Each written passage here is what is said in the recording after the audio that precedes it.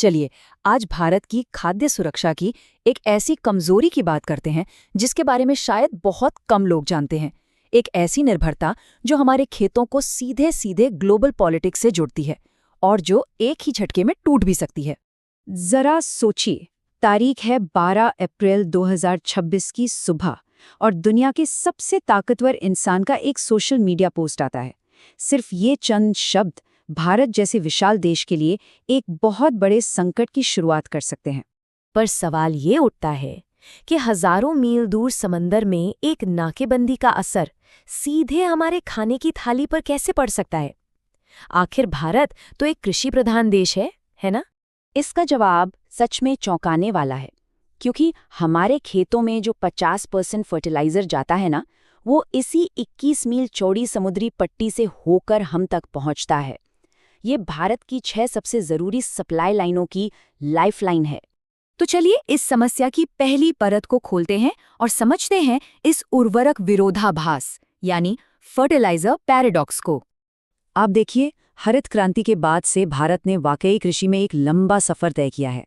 1951 में जहां हम 1 हेक्टेयर में 536 किलो अनाज उगाते थे, वहीं आज हम लगभग 2515 किलो उगाते हैं, यानी पैदावार में करीब करीब 5 गुना की बढ़ोतरी। सतह पर देखने में तो ये एक शानदार कहानी लगती है, लेकिन इस सफलता की एक बहुत बड़ी कीमत है। पैदावार तो 5 गुना बढ़ी, पर फर्टिलाइजर का इस्तेमाल 280 गुना बढ़ गया। जी हाँ, आपने सही सुना, 280 गुना। तो सबसे बड़ा सवाल यही खड़ा होता है कि आखिर ऐसा क्यों? सिर्फ 5 गुना नतीजे के लिए 280 गुना लागत क्यों लग रही है? ये अजीब सा अनुपात ही हमें इस समस्या की असली जड़ तक ले जाता है। और वो जड़ है हमारी सब्सिडी प्रणाली, एक ऐसा जाल जिसे बुना तो अच्छे इरादों से गया था, पर आज वो हमारी जमीन में जहर घोल रहा है। इस जाल के बिल्कुल सेंटर में है सब्सिडी। अब देखिए, सरकार यूरिया का एक बैग खरीदने में लगभग 2200 रुपए खर्च करती है, लेकिन किसानों को वही बैग मिलता है सिर्फ 242 रुपीज में, यानी हर एक बैग पर करीब करीब 1958 रुपीज की सब्सिडी, जो सीधे टैक्स पेयर्स की जेब से जाती है। और ये कोई छोटी मोटी रकम नहीं है। रूस यूक्रेन युद्ध के बाद से अब तक सरकार इस पर 6.77 लाख करोड़ रुपए खर्च कर चुकी है। पता है ये कितना है? ये हमारे शिक्षा और स्वास्थ्य के कुल बजट से भी ज्यादा है। और ये जो भारी भरकम सब्सिडी है ना, ये एक खतरनाक साइकिल बनाती है। देखिए होता क्या है, सब्सिडी की वजह से फर्टिलाइजर एकदम सस्ते हो जाते हैं, किसान इसका बेतहाशा इस्तेमाल करते हैं, इससे मिट्टी की सेहत खराब हो जाती है, वो बंजर होने लगती है, और फिर खराब मिट्टी पर फसल उगाने के लिए और भी ज्यादा फर्टिलाइजर डालना पड़ता है। इससे मांग और बढ़ जाती है और हमारी दूसरे देशों पर निर्भरता और भी गहरी होती चली जाती है। इसका असल असर देखना है तो पंजाब का हाल देखिए। मिट्टी के लिए जो सबसे सही एनपीके रेशो होता है वो है 4:2:1, लेकिन पंजाब में ये रेशो बिगड़कर 31.4:8:1 तक पहुंच गया है। और नतीजा, जमीन बंजर हो रही है, ग्राउंड वाटर में कैंसर फैलाने वाले नाइट्रेट्स खुल रहे हैं और फसल बचाने के लिए किसान और भी ज्यादा केमिकल डालने पर मजबूर हैं। ये समस्या सिर्फ हमारे देश के अंदर की नहीं है, ये हमें एक बहुत ही खतरनाक अंतर्राष्ट्रीय जाल में भी फंसाती है। चलिए समझते हैं कैसे। देखिए, किसी भी फसल को बढ़ने के लिए 3 चीजें सबसे जरूरी होती हैं: नाइट्रोजन यानी N, फास्फोरस यानी P और पोटेशियम यानी K। N से पौधे हरे भरे होते हैं, P से जड़ें और फल मजबूत होते हैं और K पौधों को बीमारियों से लड़ने की ताकत देता है। अब बात करते हैं नाइट्रोजन की। इसे बनाने के लिए चाहिए होती है नेचुरल गैस।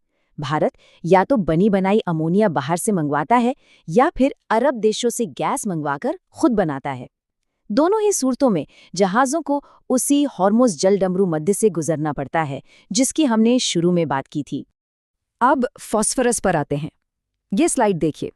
दुनिया का 70% फॉस्फेट भंडार सिर्फ एक देश के पास है, मोरक्को। और इस तुलना को देखिए जरा, मोरक्को के पास है 50 अरब टन फॉस्फेट और भारत के पास सिर्फ 3.1 करोड़ टन। ये अरब और करोड़ का फर्क ही हमारी पूरी कहानी बयां कर देता है। और आखिरी में है पोटाश। दुनिया का 70% से ज्यादा पोटाश सिर्फ 3 देश बनाते हैं: कनाडा, रूस और बेलारूस। और भारत के पास कितना पोटाश है? जवाब है 0, एक दाना भी नहीं। हम पोटाश के लिए 100% पूरी तरह से आयात पर निर्भर हैं। तो NPK तीनों के लिए हम दूसरे देशों के रहमो-करम पर हैं। तो क्या इस जाल से निकलने का कोई रास्ता है भी? एक नया तकनीकी समाधान तो आया है, लेकिन सवाल ये है कि क्या वो इस भू राजनीतिक चक्रव्यूह को भेदने के लिए काफी है? ये देखिए, पारंपरिक यूरिया और नैनो यूरिया की तुलना। जो पारंपरिक यूरिया का 45 किलो का बोरा सरकार को 2200 रुपये का पड़ता है, उसकी सिर्फ 30-40% ताकत ही पौधे तक पहुंच पाती है। वहीं नैनो यूरिया की एक छोटी सी बॉटल जो उस पूरे बोरे का काम कर सकती है, वो सिर्फ 500 रुपये की है और उसकी ताकत 80 से 90% तक पौधे तक पहुंचती है। तो हाँ, नैनो यूरिया हमारी नाइट्रोजन पर जो निर्भरता है उसे कम करने का एक बहुत ही अच्छा तरीका हो सकता है। ये आयात और सब्सिडी दोनों का बोझ कम कर सकता है। ये एक बड़ी कामयाबी है, इसमें कोई शक नहीं। लेकिन हमें ये बिल्कुल नहीं भूलना चाहिए कि ये तो NPK की पहेली का सिर्फ एक टुकड़ा है। हमें अब भी अपना 100% पोटैश और लगभग सारा फॉस्फेट बाहर से ही मंगाना पड़ता है। और वो सब्सिडी वाला दुष्चक्र जो हमारी मिट्टी को बर्बाद कर रहा है, वो तो अभी भी पूरी रफ्तार से घूम ही रहा है। तो नाइट्रोजन वाली एक रस्सी थोड़ी ढीली जरूर हुई है, लेकिन हमारी खाद्य सुरक्षा के गले में जो बाकी रस्सियां बंधी हैं, उन्हें कौन काटेगा और कैसे? ये सवाल आज भी भारत के भविष्य पर एक बहुत बड़ा प्रश्न चिन्ह बनकर खड़ा है।